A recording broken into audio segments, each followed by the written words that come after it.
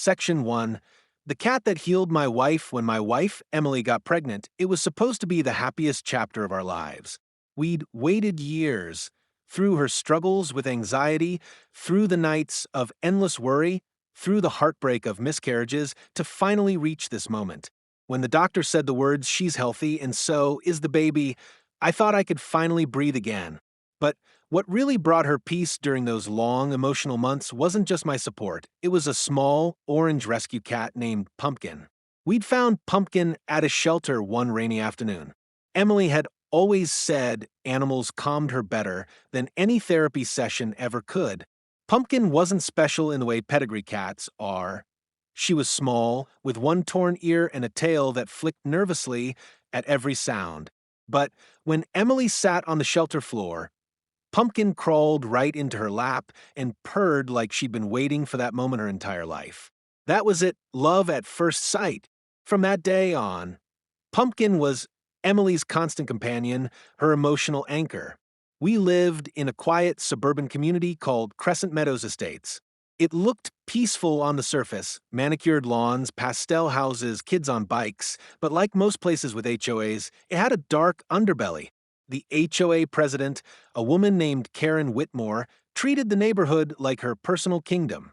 She was the self-proclaimed guardian of property values and community order, which really meant she controlled everyone through intimidation and nitpicky rules.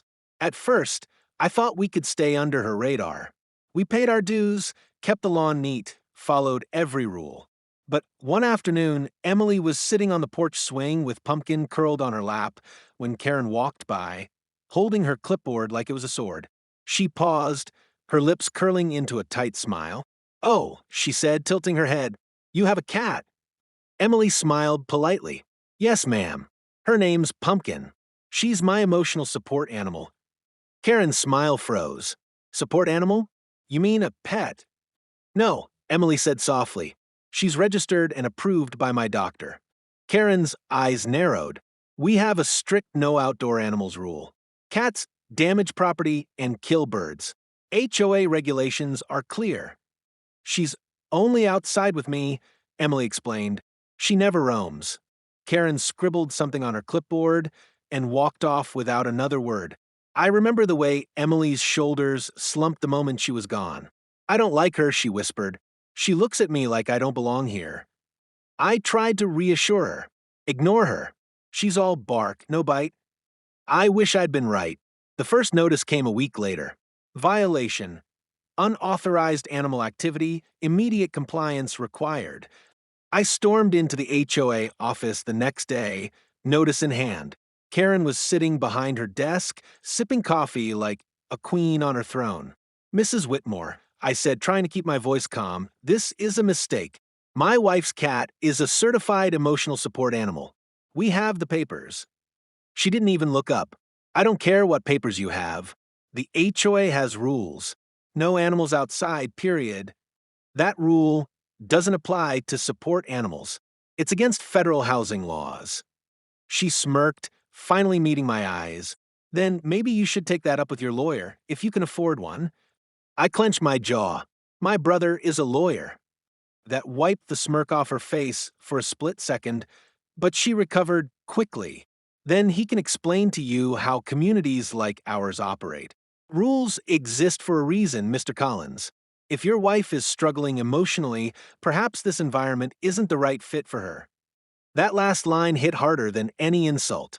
She was basically telling us to leave. I left before I said something I'd regret, but my hands were shaking. When I told Emily, she broke down crying. "She can't take Pumpkin," she said between sobs. "I need her. Please don't let her." "I won't, I promised." But Karen wasn't finished. Over the next few days, small things started happening. A complaint about animal odor, even though our yard was spotless. A letter claiming unlicensed therapy animals are a liability.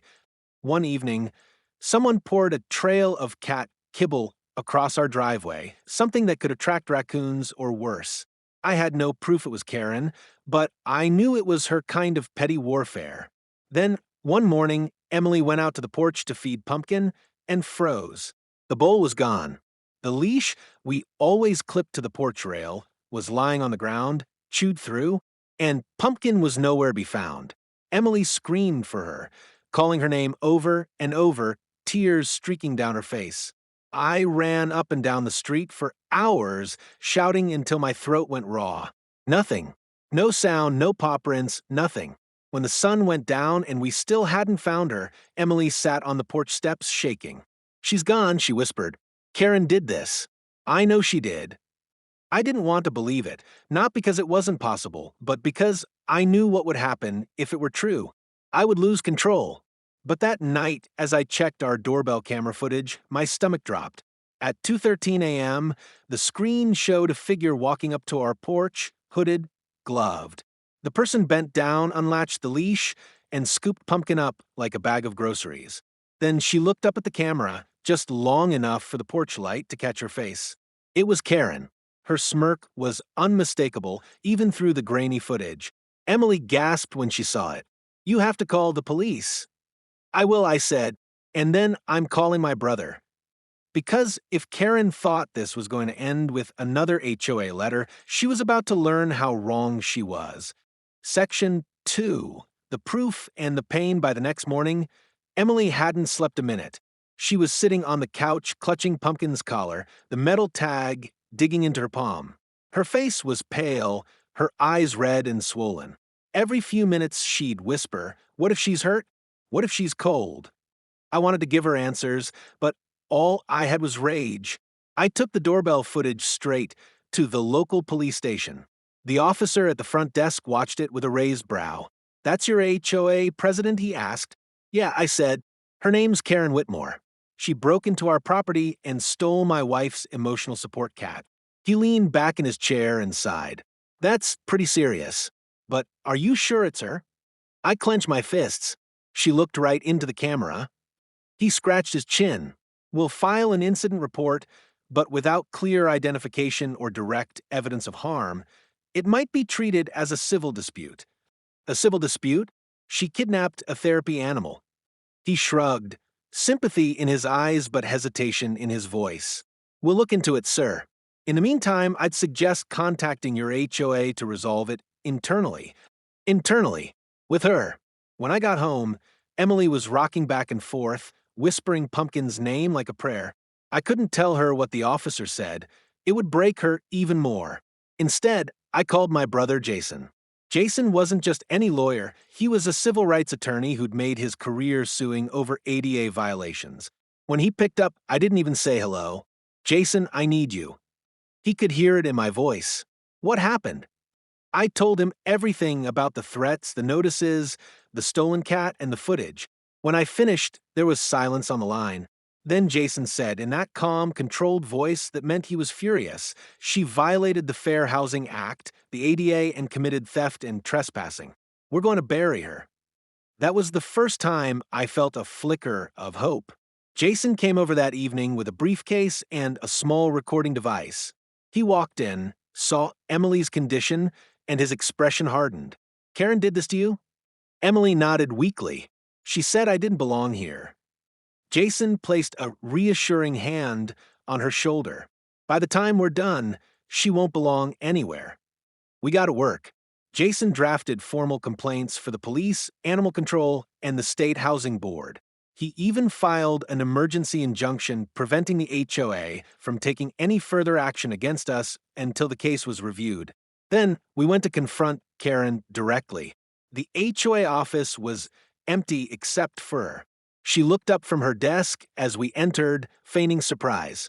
"Oh, Mr. Collins, what a surprise." I slammed a photo on her desk, her face frozen mid-smirk in the camera footage. "You stole my wife's support cat." Her fake smile didn't even waver. "I don't know what you're talking about." Jason leaned forward, his voice like steel. "We have footage, timestamps, and digital verification. That's enough for a criminal charge and a federal civil suit. You violated multiple housing laws by targeting a disabled individual. You're going to lose everything if you don't tell us where that cat is right now."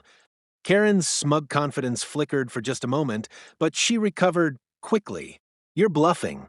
The HOA rules are clear." Jason smiled coldly. "The law is clearer." Karen's voice rose. That animal was a nuisance. I had every right to what? Jason cut her off sharply. Kidnap someone's therapy pet? Endanger a pregnant woman? You crossed the line, Ms. Whitmore. I suggest you fix it before the police do. Karen's hand trembled slightly as she reached for her coffee mug. You will regret this, she hissed. Jason stood, unbothered. No, you will. As we walked out, Emily's phone buzzed. It was a call from an unknown number. When she answered, her face went white. Hello? Yes, this is she. What? She looked up at me, her voice shaking. They found Pumpkin. We drove straight to animal control. They told us someone had dropped off the cat earlier that morning, no ID, no note. Pumpkin was shaken, her fur dirty, her paws scratched. But when Emily saw her, the whole room froze. Pumpkin let out a weak meow, and Emily burst into tears, clutching her like she'd been returned from the dead. But the vet's report told a darker story. Pumpkin had been locked in a cold metal container for hours, probably overnight. She could have died if she hadn't been found when she was. That was it. Jason didn't want to just win. He wanted to destroy. And Karen had no idea that by touching that cat, she'd just signed away her life as she knew it. Section 3. Exposing the monster behind the HOA. By the time the weekend rolled around, Jason had already filed the lawsuit. He didn't waste a single hour. The moment Pumpkin's medical report came through, he attached it to the complaint as Exhibit A, physical evidence of neglect and cruelty. The claim wasn't small. We were suing both Karen Whitmore and the Homeowners Association for intentional infliction of emotional distress, harassment and discrimination against a disabled resident, theft of property, the cat, violation of the Americans with Disabilities Act, ADA, violation of the Fair Housing Act, and cruelty to animals. Jason told me flatly, this isn't about money anymore. It's about making sure she never does this to anyone again. And he meant it. That Monday, the neighborhood was buzzing literally. Jason had notified every HOA member by mail, attaching a red-stamped legal notice of pending civil action. People were shocked. Some were afraid.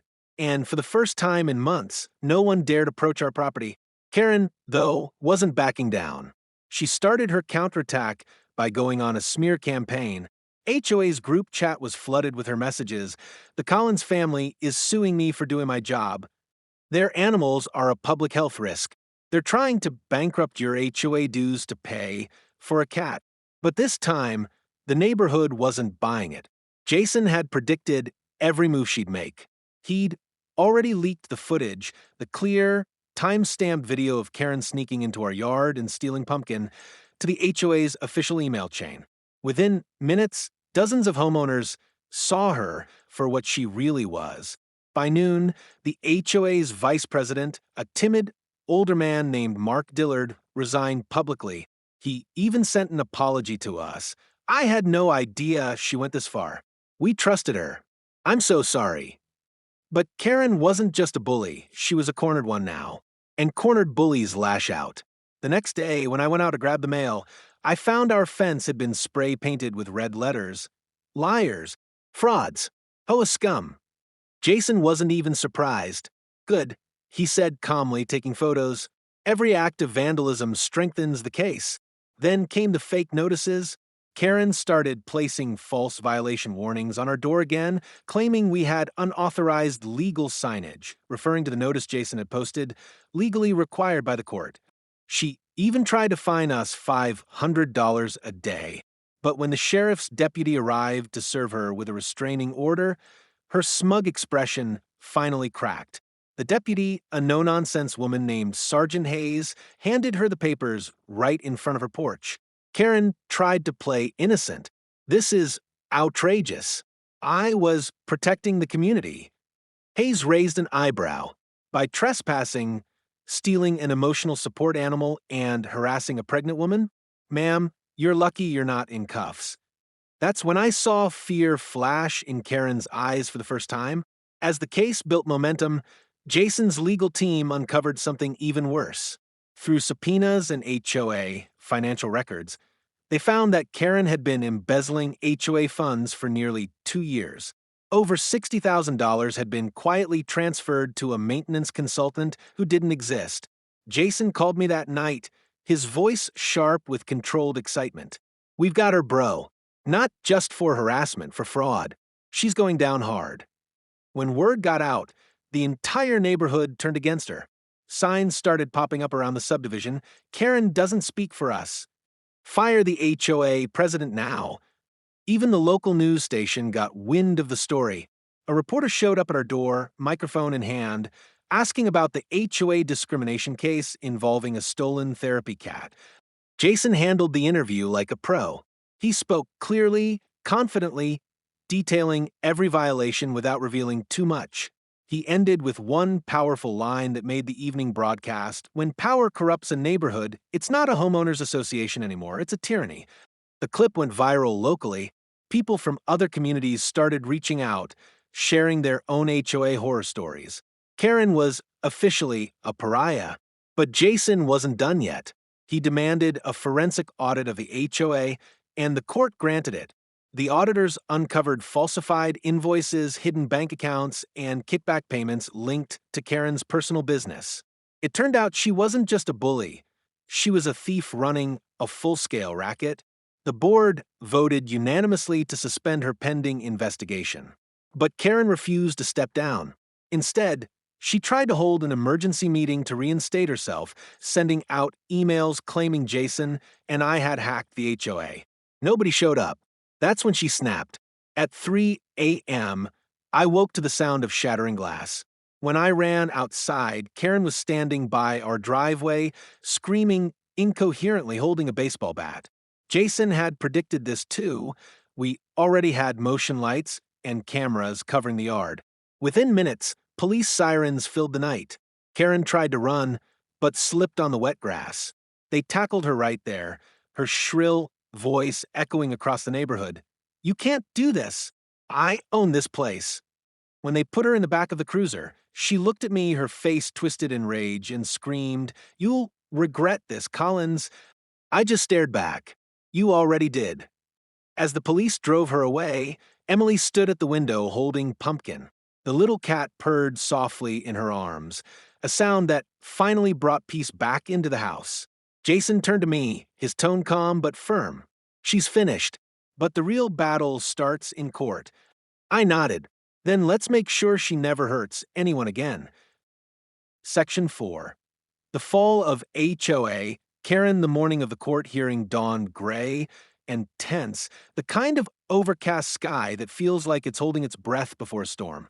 Emily was resting at home, finally starting to sleep through the night again, now that Pumpkin was safe and the neighborhood was quiet. Jason and I drove to the county courthouse together, neither of us saying much on the way.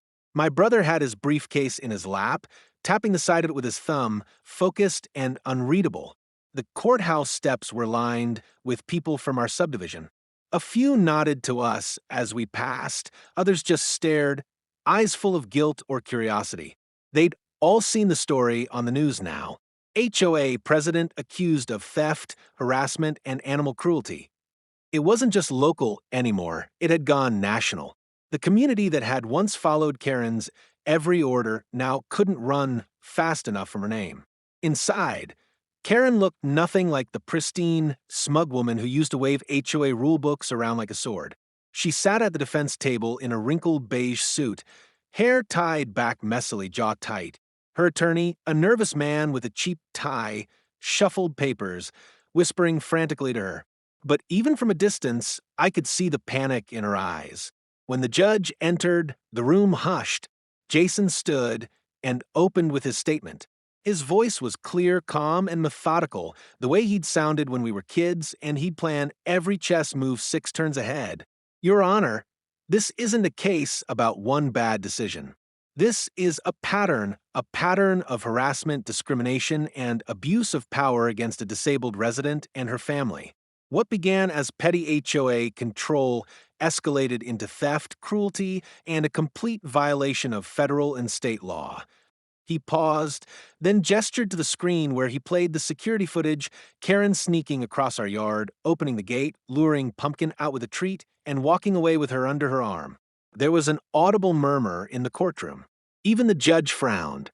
Jason continued, Now, moving on to the financial records, wire transfers, invoices, all trace back to Karen's personal account.